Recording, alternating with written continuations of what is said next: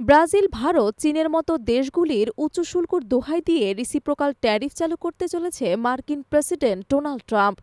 ঘোষণা মতে এপ্রিলের ২ তারিখ থেকে কার্যকর হবে এই নতুন শুল্ক নীতি, কিন্তু ভারত এখনই হাল ছাড়তে রাজি নয়। সরকারি সূত্রের খবর, ওয়াশিংটন ও নয়াদিল্লির মধ্যে বাণিজ্য চুক্তির আলোচনা পুরো দমে চলছে। ভারত ইতোমধ্যে ইউরোপীয় ইউনিয়ন ও যুক্তরাজ্যের সঙ্গে মুক্ত বাণিজ্য চুক্তির জন্য দর কষাকষি চালাচ্ছে। সেই আলোচনাতেও বড় ইস্যু ছিল অটোমোবাইল শুল্ক কমানো। বদলে ভারত চেয়েছে পেশাদারদের জন্য সহজ ভিসা নীতি ও অন্যান্য ছাড়।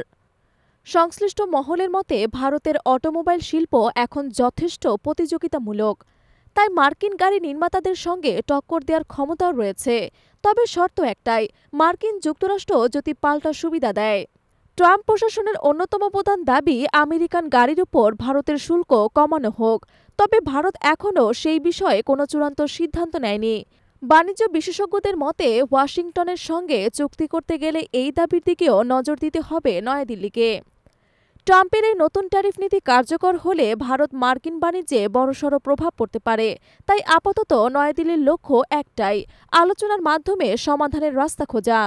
প্রসঙ্গত, মঙ্গলবার মার্কিন কংগ্রেসের যৌথ অধিবেশনে ভাষণ দিতে গিয়ে ট্রাম্প জানান, যে দেশ আমেরিকান পণ্যের ওপর বেশি ট্যাক্স বসাবে আমেরিকাও তাদের উপর পাল্টা শুল্ক চাপাবে। তবে ট্রাম্পের এমন বক্তব্যের পরই বাণিজ্য মহলে উদ্বেগ ছড়িয়ে পড়েছে। বিশেষজ্ঞদের মতে বিশ্ব অর্থনীতিতে নতুন করে বড়সড় ধাক্কা দিতে পারে এই ট্যারিফ যুদ্ধ।